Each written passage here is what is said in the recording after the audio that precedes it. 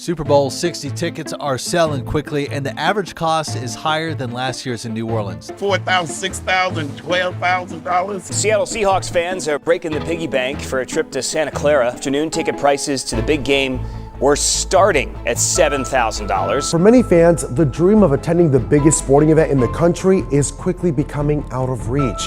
Ticket prices are soaring to unprecedented heights. You're gonna either pay your bills or you're gonna go to the game. The Super Bowl now less than 2 weeks away. Ticket prices are leaving some local fans in shock. Only the rich can do it. The middle income can't do it.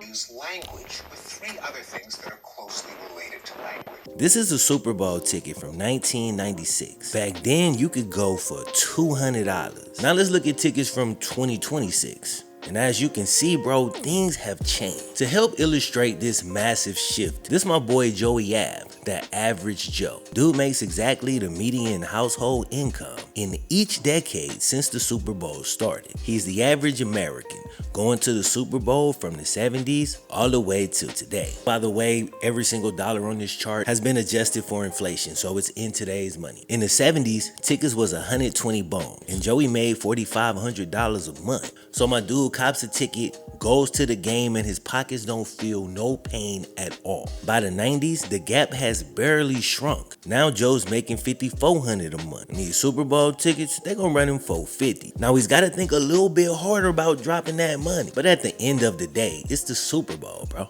Now the 2000s are tricky because his income has only grown by a couple $100s. And yeah, he can still afford the ticket, but it's worth pointing out, the prices have doubled.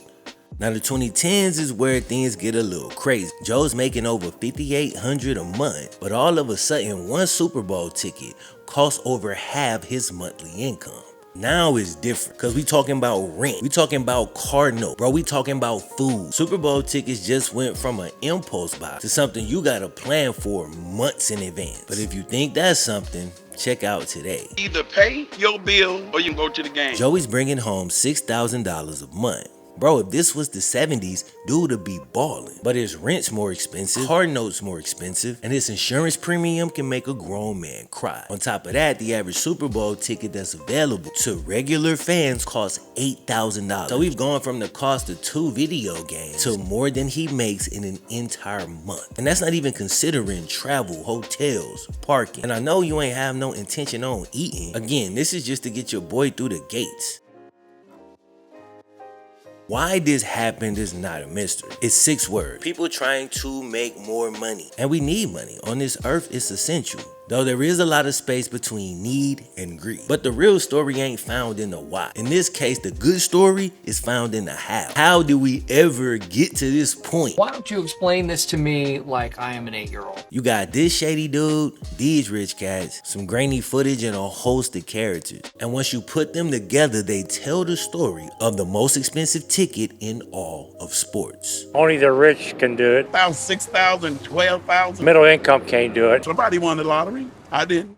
The Super Bowl didn't just come out the gates as the cultural phenomenon it is today. Early games weren't played in these massive stadiums, and half the time they still couldn't fill up the seats. Back then, tickets were sold like normal tickets. Anyone could buy one, then go to the game. In the years to come, this would become unthinkable. If you want tickets to the NFL Gala, either know the right people or they gotta know you. Now, the Super Bowl has always been a neutral site game. And only twice in history has a team made the Super Bowl in the same year it was hosted in a city. So you always had those local buyers and then fans of the participating team. And early on, that was pretty much the Super Bowl crowd. The people in the city and fans of the 2 teams. But there was always another presence, pretty much from the very beginning. Corporate sponsors have always been at these games, but they were still outnumbered by the real fans. But in 1969, something changed when 150 million Americans stopped everything, sat in front of their TVs, and completely locked into this grainy footage. That's one small step for man,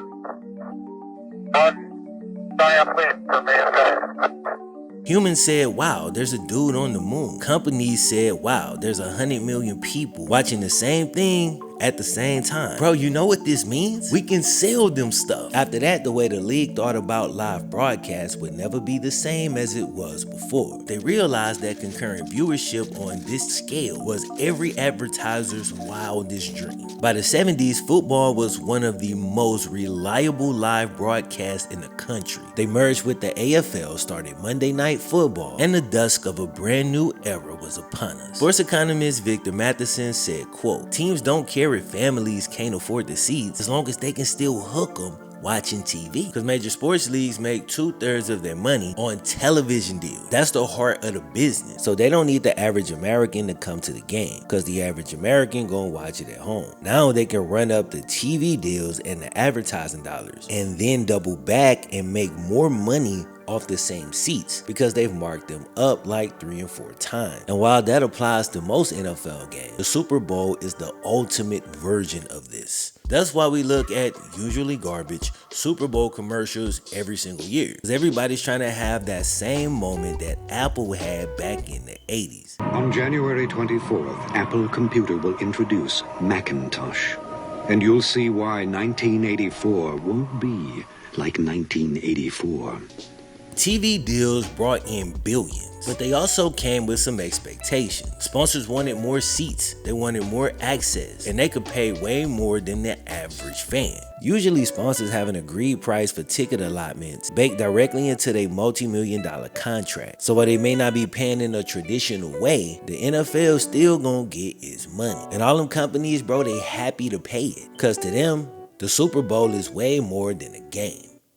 Dr. David Carter at USC Marshall School of Business said, "The Super Bowl is not just a game. It's a social currency, a super powerful networking tool. For those that can't afford it, attending is a statement, a crucial corporate networking opportunity, and an unparalleled personal experience." The market price reflects that exclusivity, extending far beyond the athletic contest itself. So that's the type of thinking that got us to the point where nearly every single seat in a Super Bowl stadium is already reserved before the real fans get an opportunity to fight over scraps. I guess I've always known some tickets was reserved, but bro, I ain't know it was this many.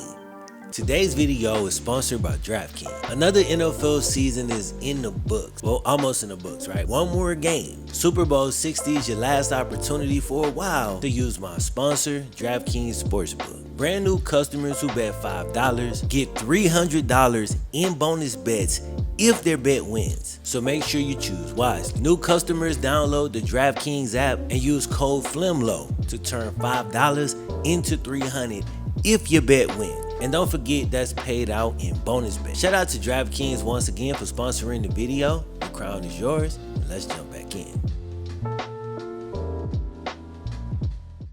35% of the tickets go to the 2 teams who are actually playing in the game. Each team gets roughly 17.5%, which is understandable, like you made the Super Bowl. Teams usually distribute them to season ticket holders, players, coaches, staff, and family members. In case it's not obvious, the players and the coaches don't need the tickets for themselves. They get the tickets and give them to whoever they want to. But even diehard fans of the teams that's playing, they're gonna have a hard time getting a hold of those tickets. I mean, you're gonna have to be in an exclusive club. Most normal fans won't qualify for this. So that's 35% of tickets already gone. Then you got the other 30 NFL teams that didn't make the Super Bowl. Each of them also receives a small allocation. We're talking 1.1% per team, which adds up quickly to 34%. Next up, you got the league office who gets 25% of the tickets. Those go to major corporate sponsors, broadcast partners, league execs, and those they need to rub elbows with, bringing the total tickets going to 94%.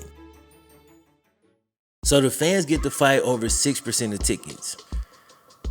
Nah, bro. You can't forget about the city that's hosting the Super Bowl. They get an allocation of about 5%. So another 5% goes to the host city. And that's used for local partners, city officials, like the mayor and all of them. They got to get their photo op, right? So that puts us at a whopping 99% of tickets off the table. And all of that happens before the general fan ever gets a chance. So that leaves the general public scratching and clawing over 1% of total Super Bowl tickets. And that usually comes out to less than 1,000 available tickets for the general public. So it's the low 1% allotment that creates scarcity. And the rarer something is, the more valuable it is. Back in 2014, one fan actually tried to sue the league over this exact arrangement. Unfortunately, and obviously I guess, the case wasn't successful and nothing changed. So this practice has continued, making Super Bowl tickets a near impossibility. But that only explains one part of the issue, because scarcity alone don't create extreme prices. So when you look at the chart, bro, the prices was always going up because the game is getting bigger, the league's getting more fans. But at a certain point, they just start to multiply crazy. Why is that? What caused this crazy spike? Well, this one's not complicated, as we can actually trace this back to a single profession. We'll scalp the tickets. We can make maybe 500 a ticket. Two, I got two, huh? Pagliacci, huh? Who needs Pagliacci, huh? Come on. Meet the scalper, aka the reseller. In the 1980s, the scalper was a shady dude outside the stadium, probably wearing a coat even though it's summertime, selling you tickets for marked up prices. Dude works cash only, got a nervous energy, because in most places what he's doing is illegal. But these facts, plus his lack of reach, means he really can't affect prices at scale. But in the 90s, the world starts to open up as the internet arrives in its infancy stage. The scalper slowly becomes more crafty and learns to leverage technology in his favor. Time goes on, and by the mid-2000s, the legal landscape had completely changed. The internet made those old scalping laws all completely unenforceable. Slowly but surely, state by state, those old laws started to vanish. All of a sudden, everything was in the scalper's favor. He can resell a ticket for as much as the market would pay and pit fans against each other to drive up the price. The scalper became known more as the reseller, and he's no longer limited by location or a small buying window. Back in the day, his best sales didn't actually come until after the game had already started. He was getting his highest prices from the desperate dudes who got there too late and didn't get a ticket. So he had to be in that specific location at that specific time. Now he could sell tickets all the way across the world 3 weeks before the game even starts. What used to be a shady side hustle has now grown into $1 billion business. And as cool as that is for the reseller, it's cats like Joey Av who's paying the tax. So in short, the league created scarcity by blocking off 99% of the tickets. Then the reseller used the internet to capitalize on that scarcity and drive the prices up so high that they went from looking like this to looking like this.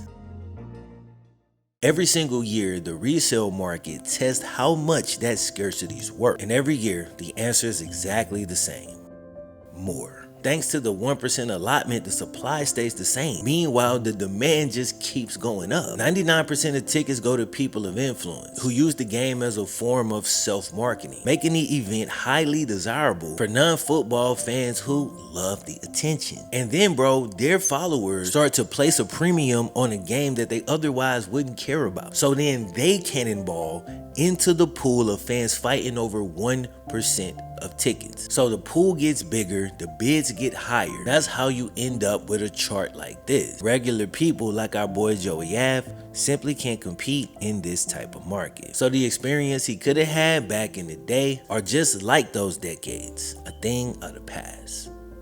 So at the end of the day, this is about an unavoidable truth. And it's about us, the human species. And don't get me wrong, like, I understand why this happens. So don't get mad at me, bro. I'm just pointing out the facts. When every single person over-indexes for self with no real thought on how it affects other people, you always gonna come to the same end. Market's gonna crash, prices will balloon, way past anything that's remotely reasonable. And while these things might periodically be reset, they'll always regress back to the limits of the human heart, which at its core is selfish. As long as we're situated on this side of heaven, this is the reality that we gotta wrestle with. So build up your strength, man, and practice your technique so that the things of this world can never keep you pinned down.